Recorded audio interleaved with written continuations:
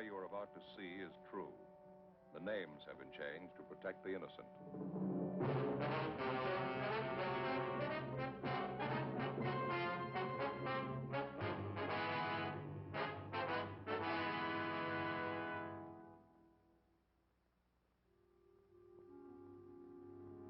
This is the city. 4 million people. There's something for everybody. Houses to live in. Places to work. Places to relax. Churches to pray. Most of them enjoy life and they try to hold on to it. A few of them have lost their grip. In my job, I get to know them all. I'm a cop. It was Monday, August 12th. We were working the day watch out of Juvenile Division. My partner's Frank Smith. The boss is Captain Stein. My name's Friday. We'd gotten a call that a 7-week-old baby had been abandoned in a bus terminal. There was no sign of the mother, no lead to her whereabouts. We had to find her.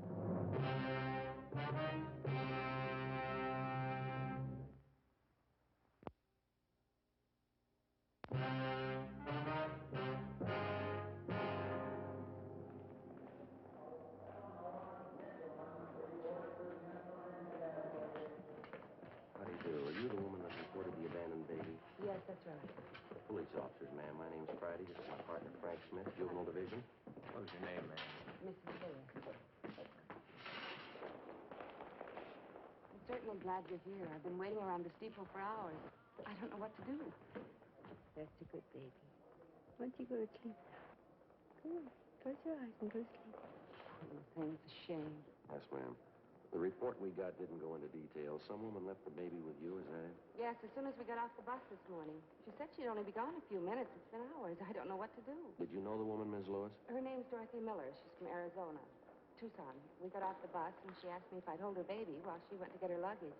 She said she'd meet me right there by the information desk. I've been waiting ever since. She hasn't come back. I don't know what to think. How well did you know this Dorothy Miller, ma'am? Well, not too well, but she seemed like such a nice girl, friendly, very sociable. We sat together all the way in. Mm-hmm. You got on the bus with her at Tucson, is that it? Oh, no. I'm from Cincinnati. I got on a bus there and then went down to Dallas. Had a visit with an aunt of mine down there. Oh, I see. I got another bus in Dallas to come out here. Went along the southern route. Very nice. The same bus I came in on this morning. I'm out here to meet my husband, Army man. He's coming in on a transport from overseas. He's coming in tomorrow. Mm-hmm. Now, you say this Dorothy Miller boarded the bus at Tucson with the baby. She rode all the way into Los Angeles with you, is that right? Yes, right into this depot. She sat in the seat next to mine. We struck up a conversation, got to be quite good friends. Such a cute baby, I just can't imagine. Now, how about her description, Ms. Lewis? Anything unusual there? No, I wouldn't say so. A small girl, 5'3" or 4", I'd say, 110 or 15 pounds. Red hair, shoulder length, dark eyes, nice complexion, very pretty eyes. About how old would you say? 20. That's what she told me anyway. She said she had a birthday in May. I remember we talked about that. She was born under the same sign I was, Taurus the Bull. Mm-hmm. And in all the talk she had with the Miller girl, she never gave you any reason to think that anything was wrong with her. She didn't seem to be despondent or depressed about it. Perfectly normal girl, as far as I could tell. I just can't get over it. I can't imagine her doing anything like this. You checked around the depot, did you? You had her paged? I talked to everyone in the place. The porters, ticket clerks, information desk, traveler's aid. Not one of them could help. I tried everybody. There. It's all right now. We'll find your mother. You try and sleep. Sleep some more. Wonderful. It's just adorable. It's a little boy. She said his name's Stephen. Yes, ma'am. Her own baby, so small and helpless. How could she go off and leave him? Well, I guess she had a reason. It must have been important. A 7-week-old baby, your own? What's more important than that?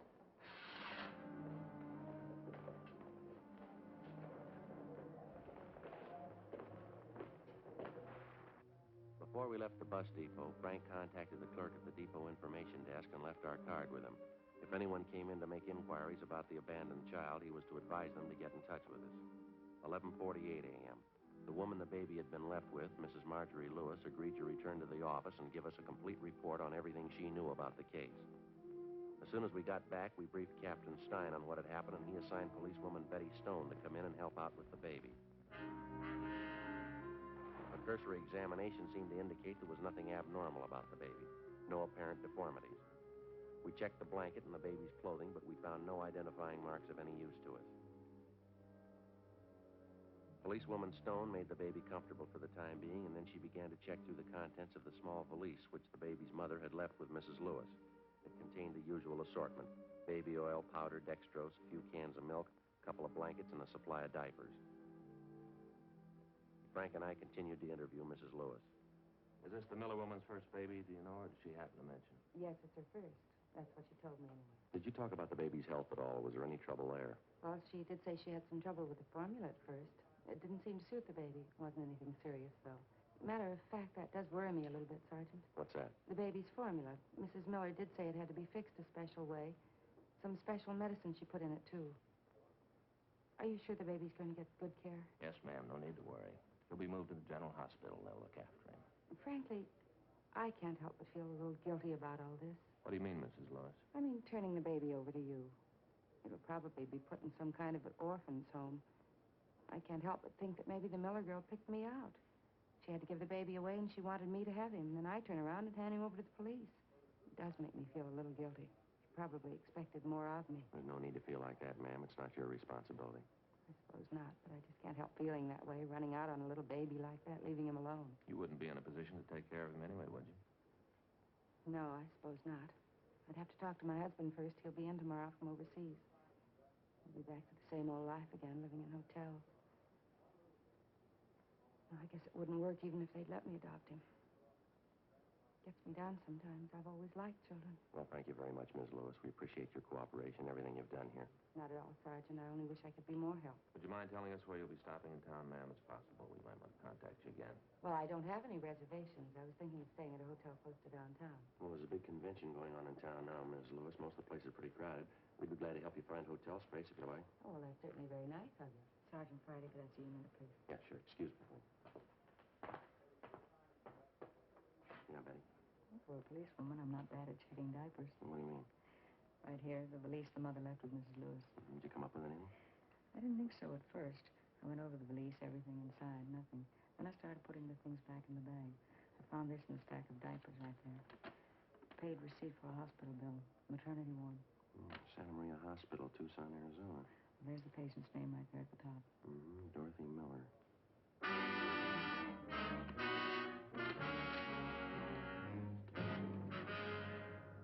12:30 p.m. A local broadcast and an APB were gotten out on Dorothy Miller. Then we sent a communication to the Tucson Police Department laying out the story for them and asking them to check with the Santa Maria Hospital there for a possible lead on the missing mother. Meantime, the baby was removed to the general hospital. We found accommodations for Mrs. Lewis in a downtown hotel. We dropped her off there, and then we drove back to the bus depot on 6th Street. We tried to locate the driver of the bus on which the Miller woman and her baby had arrived that morning. We were told he was off duty and that he wouldn't report back in until 8 o'clock the following morning. We left our card along with a message for the driver, asking him to contact us as soon as he returned. For the rest of the afternoon, Frank and I, along with 2 other men from Juvenile Division, checked with all the bus depot personnel, but we were unable to turn up any kind of a lead. After that, we started making the rounds of the hotels, bars, restaurants, and taxicab stands in the neighborhood. The same results, nothing. 7:55 a.m. the following morning, I reported back in for work.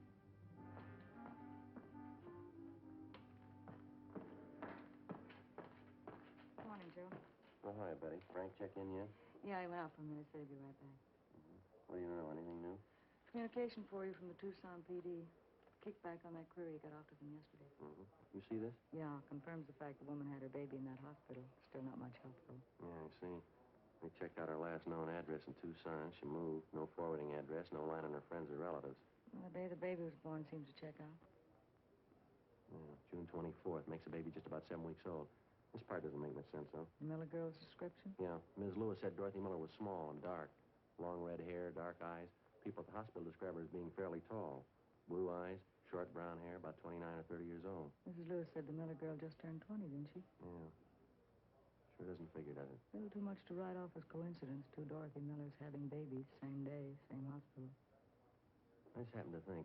This description of the Miller girl. Uh-huh. Fairly tall, short brown hair. Ms. Lewis has short brown hair, hasn't she? Hi, Joe. Morning, Frank. You know that bus driver we wanted to talk to, the one that drove the bus that Dorothy Miller and the baby came in on yesterday? Yeah. Well, he came up to see us. He's in the next room. I've been talking to him. Mm-hmm. You saw this answer from Tucson. Yeah. I think we got the tie-in. How's that? That description Mrs. Lewis gave us of Dorothy Miller. The driver doesn't remember anyone like that on his bus. He remembered Mrs. Lewis, though.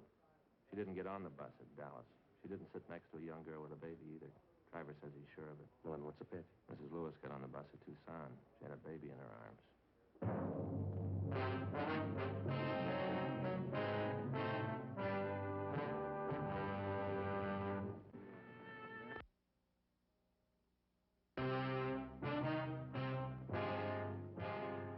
8:35 a.m. Frank Smith and I continued to interview the bus driver, the same man who'd been driving the bus on which Mrs. Lewis and the abandoned baby and his mother supposedly had arrived in Los Angeles the day before. The more we talked to the driver, the more he convinced us that the story we'd gotten from Mrs. Marjorie Lewis was a long way from the truth.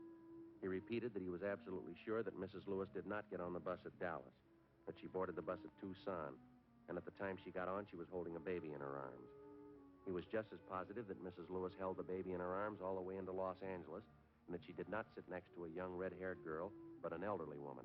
He also told us that none of his passengers on that particular trip fitted the description of Dorothy Miller as given us by Mrs. Lewis. 8:50 a.m. Before the bus driver left, we got his address and a phone number where we could get in touch with him if necessary. 9:05 a.m. Frank and I got in the car, drove to the downtown hotel where Mrs. Lewis was staying. She told us that her husband, Army Captain Walter Lewis, had arrived in from overseas earlier that morning and checked in at the hotel, that he was downstairs in the hotel barber shop. That's quite a parade they're having down there. Yes, ma'am. How's the baby? Are they taking care of him? Is he all right? Yes, ma'am. We checked with the hospital. He's doing fine. Oh, I'm glad. And the Miller girl, Dorothy Miller, did you find out anything? We haven't been able to locate her. No trace of her at all. That's why we're here, Mrs. Lewis. There are a few things we'd like to have you straighten out for us. Well, I'll be glad to do anything I can to help. I think I already told you everything I know about the girl. We'll be honest with you, Ms. Lewis. We don't think you're telling us the truth. What? I don't understand. We talked to the man who was driving the bus she came in on yesterday, the same bus you say Dorothy Miller and her baby were on. Yes, that's right. Well, the bus driver couldn't remember the Miller girl, told us none of his passengers even came close to her description. Well, there were quite a few people on the bus. I guess you can't blame him for not remembering her. He remembered you, Mrs. Lewis. You were sitting near the front of the bus. He doesn't remember anyone with a baby sitting next to you, though. I guess he made a mistake. He can't remember everything. He said you were holding the baby. I don't understand this. What is it you're trying to find out? When we talked to you yesterday, you told us that you got on the bus at Dallas. Isn't that right? Yes. What would that have to do with it? Well, the bus driver says you got on at Tucson. He seemed to remember it pretty well. Says when you got on the bus, you were holding a baby in your arms. Oh, that's silly. He's wrong. He must have me confused with somebody else. I don't see how, ma'am. He says you were the only woman on the bus with a baby. What's the point of this, Sergeant? I don't understand any of this. Well, now, frankly, Ms. Lewis, neither do we. I don't know why you're lying to us about this, but apparently you are. You're wrong. I'm not lying. It happened just the way I told you. The girl gave me the baby to hold, and then she disappeared. There's no reason for me to lie about that. We found a receipt for a hospital bill in that valise with the baby's things in it. The receipt was made out to Dorothy Miller. Well, that proves it, doesn't it? She was on the bus with me, and her baby was with her. Check was made with the hospital at Tucson. They remembered the name Dorothy Miller. She gave birth to a baby boy about 7 weeks ago.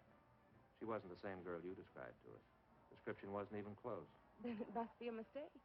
I guess somebody made a mistake. I can't understand any of this. They sent us back a description of the Dorothy Miller who stayed at the hospital. Fairly tall woman, short brown hair, about 29 or 30. Yes? Description fits you, Mrs. Lewis. Fits almost perfectly. It's wrong. It has to be wrong. The whole thing's a mistake. No, I don't think so, ma'am. Why don't you tell me? What do you think? Tell me, please. Well, there is no Dorothy Miller. There never was. There's no such person. That's what you really think. I invented it? I made it all up? Did you?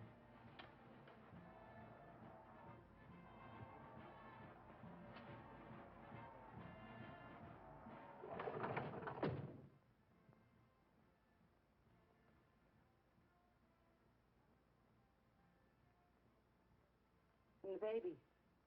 What about him? If there's no Dorothy Miller, what about the baby? I don't know. You want to tell us? Ms. Lewis?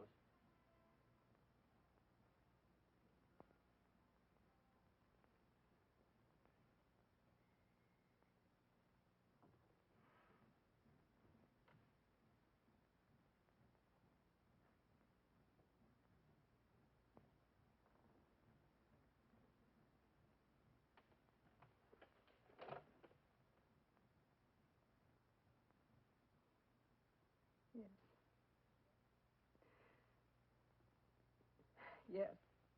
Mrs. Lewis, anything we can do? Thank you. I'm all right. I suppose I knew it would happen sometime. I tried not to think about it. Yeah? I knew you'd found out. That's why you asked if my husband was with me, isn't it? You didn't want to embarrass me. We wanted to give you a chance to tell your side of the story. We thought maybe you wanted to keep it from your husband. Oh, it doesn't matter. I'll tell him. He'll be back in a few minutes. He can do anything he wants, and I won't blame him. He'll pack his bag and walk out and leave, and I won't blame him. Nobody will blame him. You want to tell us about it? I think you know. It's my baby. My own baby, and I couldn't keep him. There wasn't anything else to do. Nothing. My own baby. You made up the whole story about the girl, Dorothy Miller, her leaving the baby with you. Mrs. Lewis?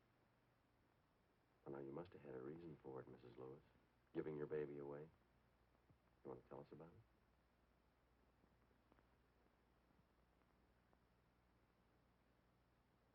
Won't make any difference. Done. It's all done. It's my husband I'm thinking about. Walter. I'm going to have to hurt him, and I don't want to hurt him. I don't know how I'm going to tell him. Tell him what, ma'am? I love him, Sergeant. I tried to explain. I didn't want to be alone. Having him away all the time, I knew there was going to be trouble. I knew it. I didn't want to be alone, and he didn't understand. He only said I was fooling. Yes, ma'am. He left for overseas in October, almost 2 years ago. I went down to Wilmington. I saw him leave on the boat. I stood there and watched him go. I wasn't going to see him. 24 months, I wouldn't see him. No children, no family, just a 2-room apartment. If he only believed me. If he only would have taken me with him. Yes, ma'am. I took it for a year. A whole year. A 2-room apartment, being alone. I wrote to Walter twice a week. It didn't do any good. He didn't want me with him a whole year. And it got too much. You mean you could have joined him overseas? He didn't want you to. I don't know why. I kept writing to him, and he kept putting me off a whole year. It got too much, a 2-room apartment alone. You can't spend your life that way. I started going out. Having dates. I had to get out. I started going to parties. Different people. I guess I drank too much. I didn't want to be alone. I guess I always drank too much. Yes, ma'am. There was one party. I don't even remember who I went with. I guess I was drinking. I don't know. And I left. I don't even remember who I was with. It didn't have to be this way. It didn't have to happen like this. Are you all right, Mrs. Lewis? There's something we can get for you? No, I'm all right. I didn't know what to do when I found out. I saw the doctor. He didn't understand it either. I mean, the way I felt. He said the baby would be born in June. I cried. He didn't understand. Yes, ma'am.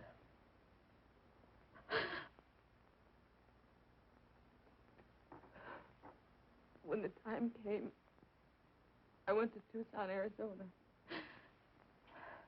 He had my baby. At least I wasn't alone. I used a different name at the hospital.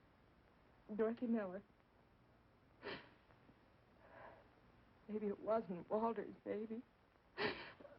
But it was mine. It was mine.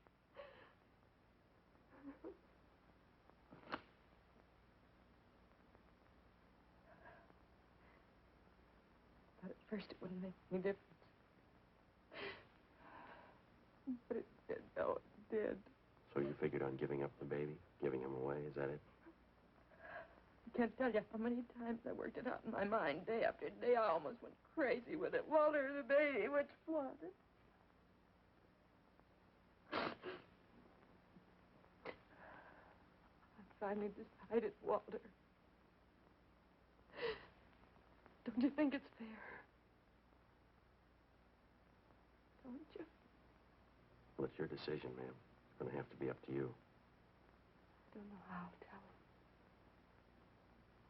Won't you help me, please? Help me tell Walter. All right, if you like. Such a terrible thing. When you make a choice. When you have to hurt someone. To have to choose between the two of them. One of them has to be hurt. Ma'am? My husband or my baby. Which one?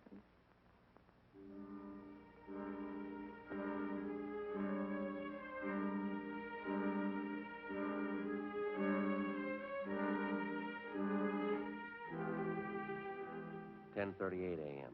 At Mrs. Lewis's request, Frank and I stayed on at the hotel room until her husband, Army Captain Walter Lewis, returned. He was a tall man in his late 30s, dark eyes, tan complexion. Mrs. Lewis was waiting in the adjoining room. It wasn't easy, but as best we could, Frank and I briefed the husband on what had happened. His first reaction was fairly normal. He took it pretty hard. We kept on talking to him. After a while, he calmed down. We laid out the whole story for him again. Are you sure it was my wife? Yes, sir.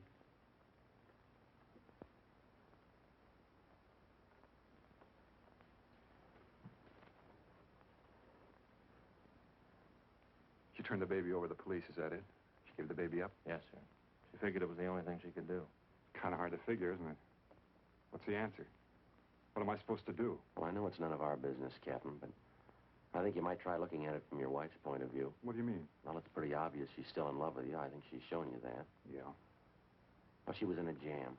It was a big choice for her to make. She knew she was wrong. She made a mistake. She was ready to pay for it. It was either you or the baby. She knew that. She decided to give up the baby. Where's Marge now, my wife? In the next room. I want to see her. Well, maybe if you'd wait just a little while. No, it's all right. I just want to tell her something. Marge? Marge, come out here. I want to talk to you.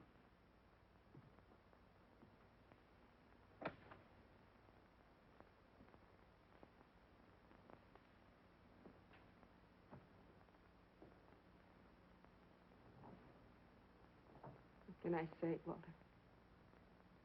I'm sorry. I'm sorry. There isn't anything else I can say. You don't have to say anything, Marge. You can do what you want. I won't blame you. You've got a right to do anything. I just want to tell you, Walter, I love you and I'm sorry. I'm sorry. I won't blame you. Anything you do, I won't blame you.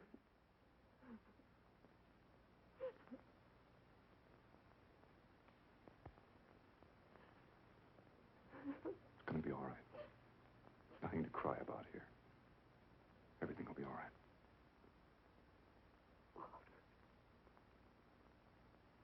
Walter.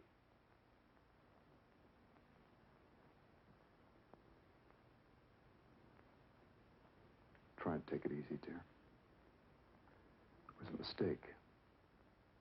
I made my share. It'll all work out.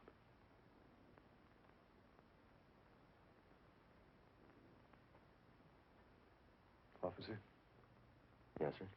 I'd like to ask a favor. We got a car downstairs. Yes, sir, we do. I wonder if you'd mind dropping us by the hospital. I'd like to see my son.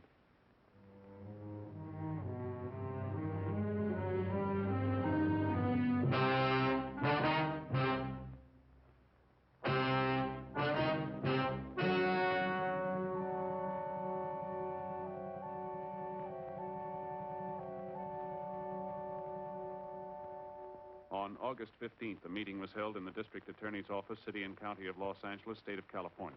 In a moment, the results of that meeting.